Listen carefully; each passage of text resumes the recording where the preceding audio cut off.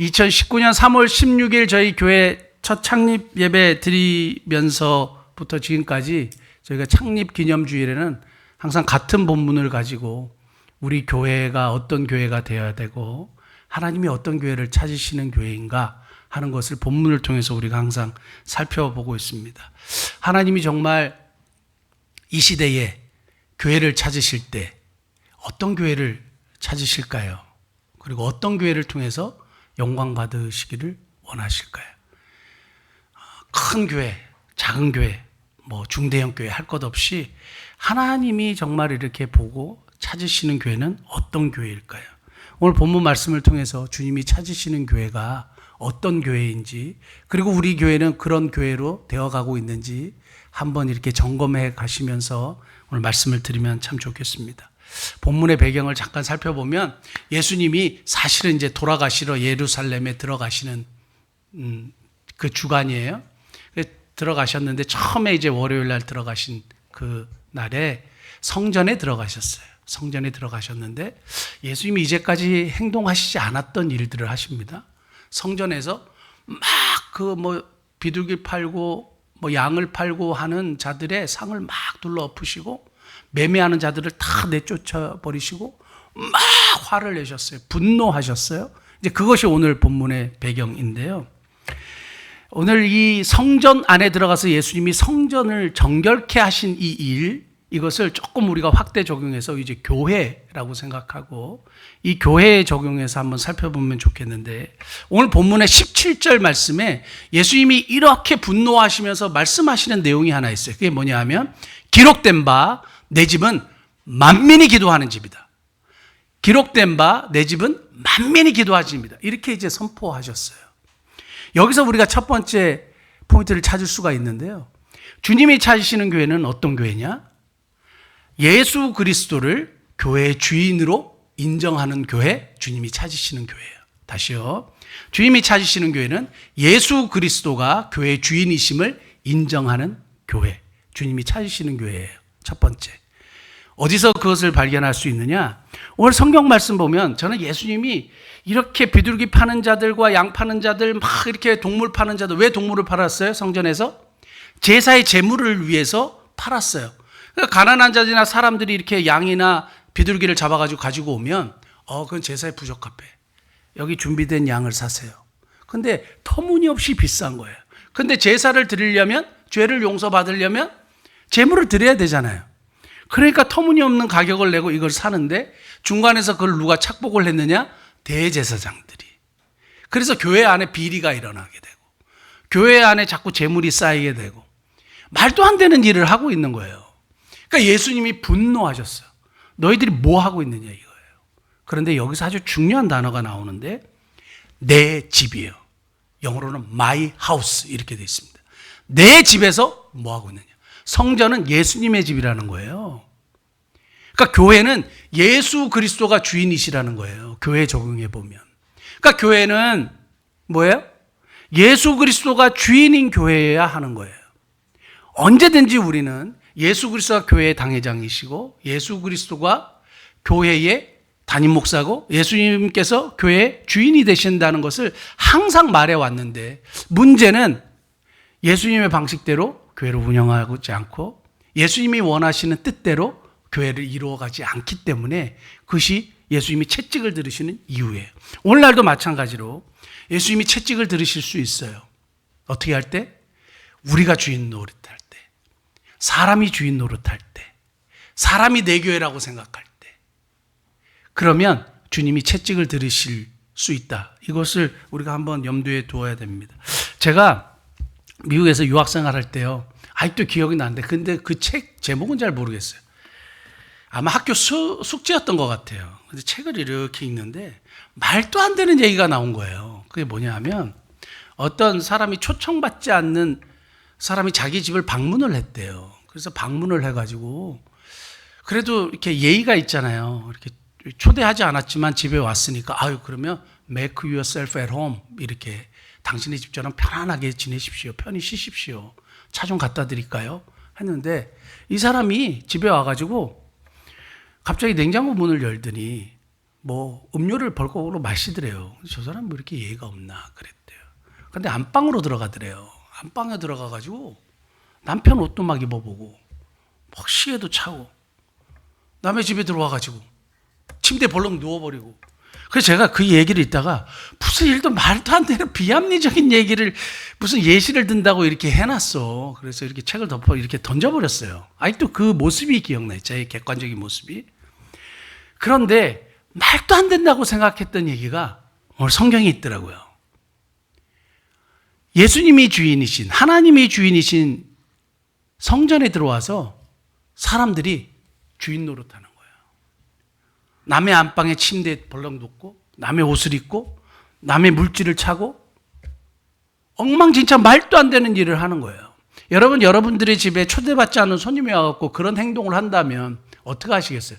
만약에 제가 여러분들의 집에 신방을 가가지고 권사님 잠깐만 누워볼게요. 그리고 침대에 누웠어. 막 입을 덮고 그러더니 갑자기 장롱을 열고 막 옷을 다 꺼내가지고 입어보고 와 장로님 뭐 좋은 시계 있네요. 막 그리고 제가 차고 그리고 막 돌아다니고 이러면 저 사람 정신나간 사람 아니야? 당연히 그러지 않겠습니까? 그리고 어떻게 해요? 집에서 내쫓는 거죠. 그러니까 주님이 말도 안 되는 일을 내 집에서 하고 있으니까 내쫓으시는 장면이에요. 성전의 주인이 누구라고요? 예수 그리스도가 주인이시라고요. 교회의 주인이 누구시라고요? 예수 그리스도가 교회의 주인이시라는 거예요.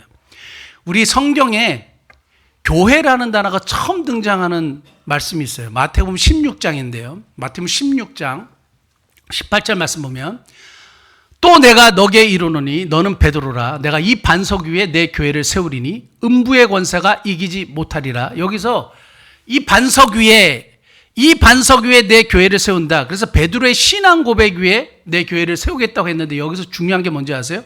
내 교회예요. My church예요. 나의 소유의 교회라는 거예요. 교회는 누구의 교회라고요?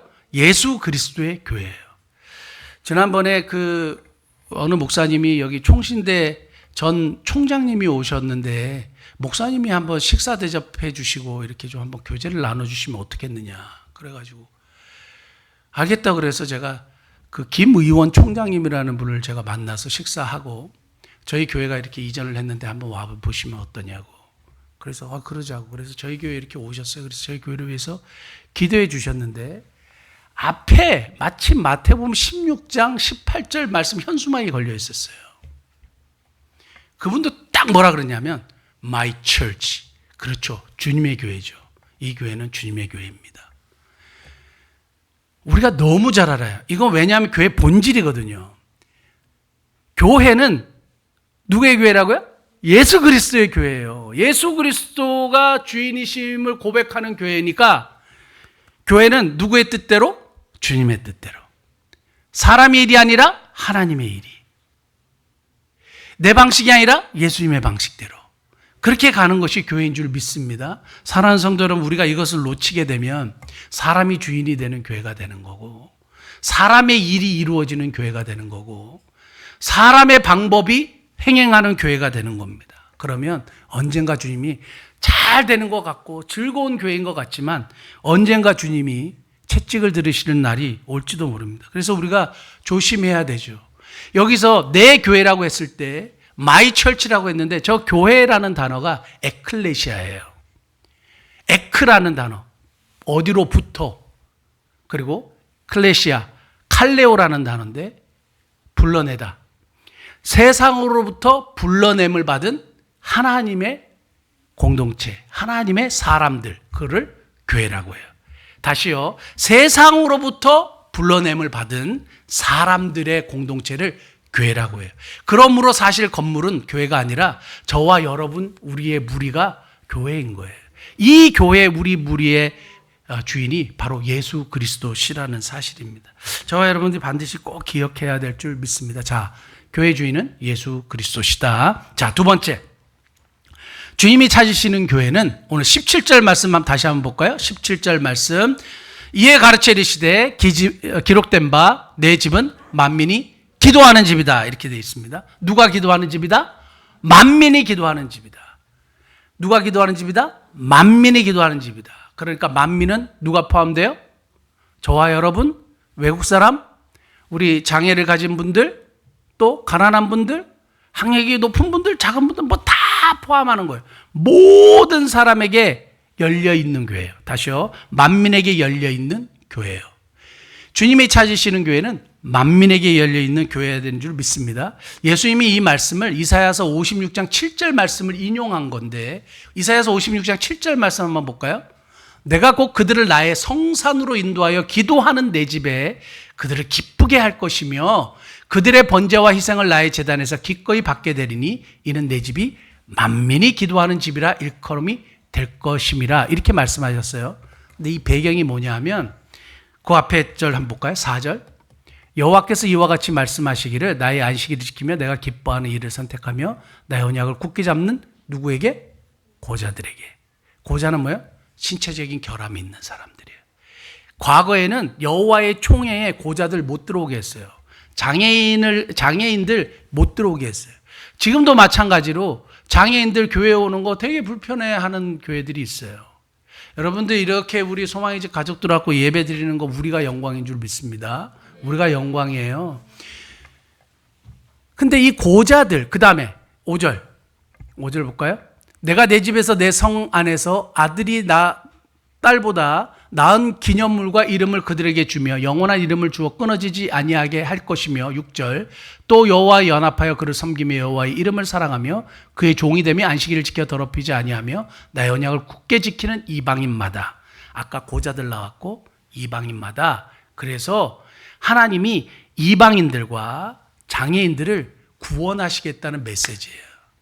그래서 하나님의 공동체는 누구에게 열려 있는 공동체이다? 이방인들과 가난한 사람들과 장애인들에게 열려 있는 공동체예요. 그래서 만민이 기도하는 집이 돼야 되는 거예요. 제가 아는 어떤 교회는 자기들이 원하는 교인들만 받아요. 이상하죠. 그래서 그거는 좀 너무 치우쳤다고 제가 말씀을 드렸는데도 이상한 사람들이 올까 봐 못 받겠대요. 그거 뭐 어떻게 해요? 이상한 사람들을 올까 봐 못 받겠다는데 그러지 말라고 아무리 얘기해도 안 되는데. 그건 완전히 성경적인 교회는 아니죠. 성경적인 교회는 만민에게 열려있는 교회가 되는 줄 믿습니다. 제가 종합해 보니까 이방인들, 그 다음에 장애인들, 그리고 가난한 사람들. 오늘 비둘기 파는 자들의 상을 왜 둘러엎으셨어요? 비둘기는 누구를 위한 제물이에요? 가난한 사람들이 돈이 없으니까 나가서 잡아가지고 드리는 제물이 비둘기인 거예요. 근데 그 비둘기를 어떻게 해요? 잡아가지고 갔다 왔는데 이걸로 제물을 드리고 싶다고 하니까 안 된다는 거예요. 여기서 파는 비둘기로 바꿔야 된다는 거예요. 그럼 돈을 100만 원 내라는 거예요. 누가 그 돈을 내요? 가난해서 어떻게 할 수가 없어서 갔다가 잡아가지고 와서 제물을 드리고 싶은데 안 된다고 하는 거예요. 그래서 가난한 자들의 제물을 약탈하고 강탈하고 바꿔서 이득을 취하는 그 매매하는 자들의 상을 둘러 엎으신 거예요. 잠언 17장 5절 볼까요? 잠언 17, 같이 한번 읽어볼까요? 가난한 자를 조롱하는 자는 그를 지르신 주를 멸시하는 자요 사람의 재앙을 기뻐하는 자는 형벌을 면하지 못할 자니라. 아멘. 가난한 자를 조롱하는 자는 그를 지으신 주를 멸시하는 자래요. 우리는 가난한 자들을 제가 이번에도 미얀마 다녀오지 않았습니까? 미얀마 사람 정말 가난하거든요. 한국 아저씨들, 저는 이제 한국인들이 있는 지역에는 살지 않지만 그냥 그 느낌, 그리고 사람들을 대하는 태도 보면 벌써 우리가 언제부터 그렇게 엄청 부유하고 엄청 그렇게 높은 사람이라고 미얀마 사람들 함부로 대하고 그냥 막 그냥 이렇게 무시해요. 그리고 막 그래요. 무슨 말씀인지 아시겠죠? 동남아 여행 다녀보신 분들은 알 겁니다. 우리가 언제부터 그랬어요? 무시하는 거예요. 그게 뭐예요? 그를 지으신 주를 멸시하는 자래요. 크리스찬들은 어떻게 해야 돼요? 존중해 줘야 되죠.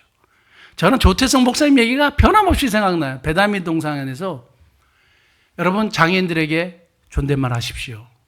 존댓말 하셔야 돼요. 존중해야 돼요. 이방인과 장애인 가난한 자들에게 열려 있었어요. 예전에 우리나라가 정말 인정받지 못하고 너무 찢어지게 가난할 때 선교사님들이 왔어요. 만민에게 열려 있는 교회, 만민에게 열려 있는 선교. 그래가지고 우리나라까지 와갖고 복음을 전했어요. 그래가지고 우리 증조 할아버지 곤방대 담배만 피우고 뭐 농사만 짓고 상투 이렇게 틀고 이렇게 했던 분이 예수님 믿게 된 거예요. 그러고 보니까 제가 예수님 믿게 됐더라고요. 왜요? 만민에게 열려 있었기 때문이에요. 만약에 만민에게 열려 있지 않고 그냥 돈 있는 사람들과 잘 나가는 그냥 외국 사람들, 유럽 사람들, 미국 사람들 이런 사람들만 잘 먹고 잘 살았으면 복음이 우리에게 왔겠어요? 그 주님의 마음이 저희들에게까지 전달된 거죠. 1893년에 제가 종종 말씀드리는 얘기가 있는데 그 종로구 관철동이라는 곳에 백정 박씨가 살았습니다. 박씨성을 가진 백정은 역연지신이라 그래가지고 개와 같은 몸을 가진 존재라고 생각했어요. 그래서 진짜 천시하고 박대하고 무시했어요. 그래서 이름을 안 지어줬어요. 결혼하면 가마도 안 태워줬어요. 삿갓도 못 쓰게 하고요. 그래갖고 갓바치 뭐 이렇게 하면서 완전 백정 최하층 계급이었어요. 근데 아들은 잘생기고 자기가 보니까 너무 괜찮은데 똑똑한데 얘를 공부시키고 싶은데 백정이라 받아주는 데가 없는데 마침 곤단골 교회라는 교회가 세워지고 거기 학당이 세워졌는데 사무엘 무어는 라스네임 그러니까 성이에요. 그러니까 모로 불리고 사무엘을 한국말로 하면 삼열 그래서 한국에서는 모삼열 선교사로 불리는 분입니다. 사무엘 무어 선교사님이 학당을 하는데 이 박 씨가 찾아갔어요. 이름이 없으니까 저희 아들이 있는데 좀 받아주셔서 공부를 시켜주시면 안 되냐니까 받아줬어요. 백정의 아들을 공부시켜주는 곳에 가가지고 얘가 열심히 공부했는데 근데 어느 날 이 백정 박 씨가 콜레라에 걸렸어요. 그때 한국을 막 돌아다녔던 유행병 콜레라에 걸려갖고 사람들이 막 죽어나가기 시작했어요. 그러니까 이 아들이 그 사무엘 무어 선교사님한테 우리 아빠 좀 살려달라고 도와달라고 치료해달라고 죽어가고 있다 그러니까 사무엘 무어 선교사님 어떻게 하는지 아세요? 자기 친구 의사를 불렀어요. 그 친구 의사가 에비슨이에요. 에비슨 선교사가 누구냐 하면 지금 세브란스 병원을 설립한 분이에요. 세브란스는 돈을 내서 기부한 분의 이름이고 그 세브란스 병원을 세운 분은 에비슨 선교사예요. 근데 이 에비슨 선교사가 고종의 주치의였단 말이에요. 고종의 주치의가 제중원의 원장님이 백정을 치료한 거예요. 그 자기를 치료해 준 거예요. 그리고 늘 자주 와가지고 환자가 어떠냐, 괜찮으시냐, 오늘은 어떠냐 하고 지극정성으로 돌봐주니까 이 박 씨가 살아났어요. 너무 감사하죠. 그래서 교회에 출석했어요. 예수님이 자기를 위해 십자가에 돌아가심이 믿어졌어요. 예수님의 부활도 믿어지고 다 믿어지는 거예요. 은혜가 충만한 거예요. 그래서 세례를 받았어요. 그런데 교회에 백정이 출석하니까 양반들이 열받았어요. 그 사무엘 선교사님한테 가가지고 저 자식 좀 내보내세요. 교회 오지 못하게 하세요. 어디 양반들 예배드린데 와가지고 다른 건 다 봐주겠는데 안 된다고 같이 이제 예배 못 드리겠다고. 그러니까 사무엘 선교사님이 그렇게 할 수 없다. 이거 예수님의 가르침이 아니다. 절대 굽히지 않았어요. 그러니까 양반들이 데모하고 나가버렸어요. 그래서 옆에다 홍문동 교회를 세웠어요. 홍문동 교회를 세웠는데 박성춘이 자기 때문에 이런 일이 일어난 것, 그 박시성을 가진 사람이 이런 일이 일어난 것 때문에 너무 속상하고 너무 죄송하잖아요. 그래서 여기저기 나가서 백정 친구들을 다 전도해가지고 교회를 다 데리고 왔어요. 그 곤단골교회가 그래서 백정교회라는 소문이 날 정도로 많은 사람들을 데리고 와서 예수님을 믿게 했어요. 근데 나중에 이 양반들도 우리 하나님의 말씀을 대하면서 삶이 변화되고 가치관이 변화되면서 자기들이 잘못했다. 예수님 안에 하나다. 그래서 우리가 합치자. 그래서 본당교회와 홍문동 교회가 합쳐서 중앙교회라는 교회를 설립했는데 지금 그 교회가 승동교회예요. 종로에 있는. 그 역사적인 교회죠. 우리 신앙의 선배들이 어떻게 했어요? 백정들 받아들였어요. 그 당시 문화는 이해할 수가 없는 문화죠. 있을 수 없는 문화인데 우리 선배들이 그것을 받아들였어요. 그리고 박성춘 그 사무엘 무어 선교사님이 이 박시성 가진 이 사람에게 성춘이라는 이름을 지어줬어요. 그리고 그 아들의 이름을 서양이라는 이름을 지어줬어요. 그래서 박성춘 장로, 박서양 그 아들인데 이 박성춘 이 사람을 이 교회에서 장로로 초대했어요. 1911년에. 그래서 그 백정들과 양반들이 모이는 그 교회에 박성춘 이분이 장로님이 됩니다. 그러고 나서 3년 후에 왕족 출신의 이재형, 흥성대원군의 조카예요. 이 사람도 장로로 선출받아요. 그래서 완전 최고급 양반과 백정 출신의 장로와 같이 교회를 섬겼어요. 그게 우리나라 교회의 정말 멋진 역사입니다. 근데 이 박성춘의 아들 박서양이 누군지 아세요? 우리나라 최초의 양의사예요. 세브란스 병원의 최초의 양의사가 된 그 아주 훌륭한 인물입니다. 자, 예수 그리스도의 이 말씀에 따라서 모든 사람에게 열려있는 이 복음, 모든 사람에게 열려있는 교회, 그것을 통해서 어떻게 해요? 사람이 변화되고 하나님이 영광 받으시고 놀라운 하나님의 일들이 일어나고 허물이 깨어지고 중간에 있는 벽들이 깨어지는 그런 놀라운 역사가 일어나게 된 겁니다. 저와 여러분들이 만민에게 열려있는 교회에 함께 추구해 나가시는 복된 은혜가 있기를 원합니다. 자, 세 번째 볼까요? 세 번째 보면 17절 다시 보겠습니다. 이에 가르쳐 이르시되 기록된 바 내 집은 만민이 기도하는 집이다. 자, 뭐 하는 집이다? 기도하는 집이다. 교회는 기도하는 곳이어야 되죠. 기도는 왜 해요? 기도를 왜 해요? 응답받기 위해서 기도하는 거죠. 그냥 기도만 있으면 못하러 기도를 하겠습니까?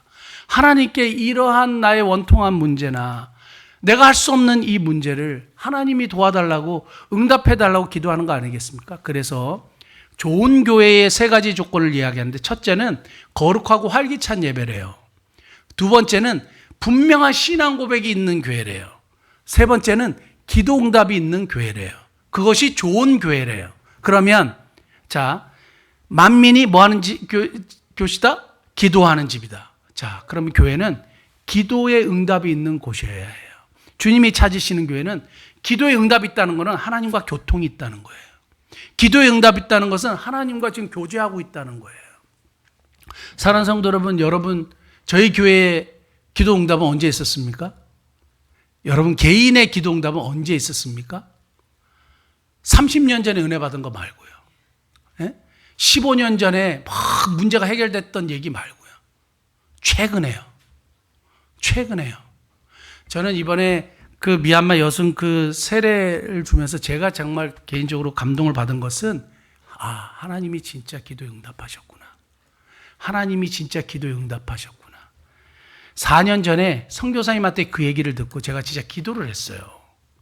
여성들을 구출하고 싶은데 이런 마음이 있는데 하나님 도와주시면 좋겠다. 근데 아무리 모든 선교사님들한테 얘기해도 한국 선교사님한테 얘기해도 다 너무 좋은 생각이라고 그러고 전혀 움직이질 않아요. 나중에 알게 됐어요.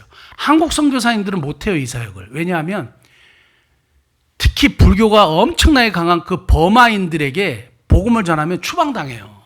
미얀마 사람들 되게 착하지만 자기들 종교 잘못 건드리면 추방이 엄청 세요. 이 사람들 굉장히 무서운 사람들이에요. 그런데 자국인이 복음을 전하면 괜찮아요. 그 자국인이 선한 일을 한다고 하면 괜찮아요. 괜찮더라고요. 자, 그런데 이 미얀마 여성들에 대한 이야기가 애들이 배가 고파서 불심이 깊어가지고 절에 들어가는 게 아니라 먹을 게 없어갖고 절에 들어간대요. 제가 그 얘기를 듣고 기도를 시작했어요. 하나님 길을 열어주시면 좋겠다. 했는데 저희를 통해서 세우신 두 번째 교회 호산나 교회의 하우탕 목사님에게 제가 제 마음을 이야기를 했어요. 여성들을 혹시 구출할 수 있느냐, 그리고 그들을 좀 했으면 좋겠는데 내가 오랫동안 이거 기도해 와고 있는데 그게 불가능한 일이냐 그랬더니 이 사람이 딱 그러는 거예요. 목사님, 그게 제 비전입니다. 한번 해보자 하는 거예요. 그러면 우리 뭐 아파트나 집을 렌트해서 하자 이렇게 했더니 렌트를 하면 위험하대요. 불교가 엄청 강하기 때문에 가만히 있지 않을 거래요. 분명히 핍박을 하거나 문제가 생길 거래요. 그럼 어떻게 해야 되느냐? 저렴한 그 시골에 땅을 사서 거기다 대나무로 저렴하게 집을 짓고, 우리 100만 원짜리 집 줬어요. 그 저렴한 집을 짓고 하자. 오케이. 그래가지고 목민홈 1이 완성이 된 거예요. 그리고 정말 여성들을 구출했어요. 그리고 정말 걔네들이 예수를 믿었어요. 정말 세례식을 했어요. 신앙 고백을 했어요. 정말 예수님을 믿는데요. 기도의 응답이죠. 하나님이 그렇게 기도에 응답해 주시는 거예요. 사랑하는 성도 여러분, 언제 기도 응답이 최근에 있었습니까? 계속 만들어 가시는 복된 은혜가 있기를 원합니다. 자, 네 번째, 주님이 찾으시는 교회는 예수님을 만나게 해주는 교회예요. 주님이 찾으시는 교회는 어떤 교회예요? 예수님을 만나게 해주는 교회인데, 병행 구절 똑같은 이야기가 나와 있는 마태복음 21장 한번 볼까요? 마태복음 21장 13절 14절 보겠습니다. 그들에게 이르시되 기록된 바 내 집은 기도하는 집이라 일컬음을 받으리라 하였거든 너희는 강도의 소굴을 만드는도다 하시니라. 같은 말씀이에요. 14절 맹인과 저는 자들이 성전에서 예수께 나오매 고쳐주시니. 누구께 나왔어요? 예수께 나왔어요. 누구께 나와 회복이 이루어져요? 예수께 나와야 회복이 이루어져요. 누구를 만나야 역사가 일어나요? 예수님을 만나야 역사가 일어나요. 여러분, 교회 백날 오셔서 이정목 목사를 아무리 만나도 삶이 변화되지 않아요. 안 돼요. 저는 아무 능력이 없어요. 교회 오셔서, 교회 오시는 목적은 누구를 만나러 오신다? 예수님을 만나러 오신다. 예수님을 만나려면 어떻게 돼요? 예수님이 소개돼야 되죠. 예수님을 만나면 어떻게 돼요? 방해물들이 제거돼야 되죠.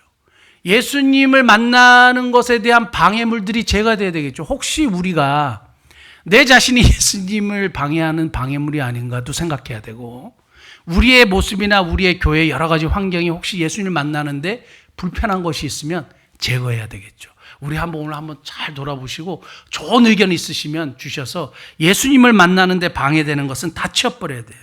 예수님을 만나게 하는 교회가 돼야 되죠. 제가 지금 잠깐 기도하고 있는데 올해 목민축제를 어떻게 할 것이냐. 정말 목민축제를 한 이유는 믿지 않는 남편, 믿지 않는 자녀들 꼭 교회 한 번이라도 데리고 오게 하려고 하는 의도예요. 예수님 믿게 하려고 하는 의도인데 제가 기도하고 있어요. 그래서 목민축제에 어떤 분이 오시면 좋을까? 그리고 과연 이것을 하는 것이 합당할까?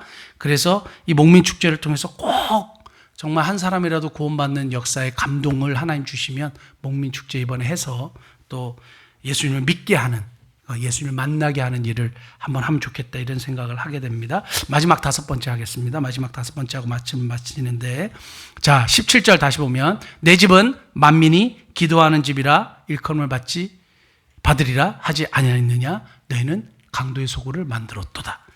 주님이 찾으시는 교회는 왜 강도의 소굴이 된지 아세요? 왜 강도의 소굴이 됐어요? 살인하고 간음하고 강도질을 하고 온갖 나쁜 짓을 했는데 예배 드리고 제사 드리니까 제사장들이 괜찮아. 헌금만 하세요. 뭐 재물만 많이 드리세요. 괜찮아요. 하나님 다 용서해 주실 거예요. 그리고 또 강도짓하고 살인하고 간음하고 온갖 나쁜 짓 다 하는데 또 제사 드리러 와. 그러니까 너희는 강도의 소굴을 만들었다. 주님이 기뻐하지 않는다 이거예요. 왜요? 허락해 줬어요. 뭘 허락해 줬어요? 나쁜 짓을 해도 된다고. 그냥 예배만 드리면 된다고. 형식적인 예배만 드리면 되고 하나님이 다 받으신다고 허락해 줬어요. 그러므로 주님이 찾으시는 교회는 모든 것을 허락하지 않는 교회예요. 모든 것을 허락하지 않는 거예요. 사랑으로 우리가 덮어줄 수 있는 건 덮어주는 거지만 죄에 대해서, 그리고 하나님이 싫어하는 것에 대해서 계속 일관적으로 행하고 있는데 그거를 괜찮아요. 헌금만 하세요. 안 된다 이거예요. 사랑하는 성도는 우리가 주님이 기뻐하지 않는 그런 모습 없는가 한번 살펴보면 좋겠습니다. 어느 교회에 불륜 커플이 왔대요. 그 교회는 자기 아내도 다니고 있는데 자기 불륜을 하는 이렇게 데리고 왔대요. 그걸 목사님한테 얘기를 한 거예요. 목사님이 예배 설교 시간에 나가라 그랬어요. 부인을 두고 딴 여자하고 손잡고 예배드리는 그 교회는 큰 교회니까 나가라 그랬어요.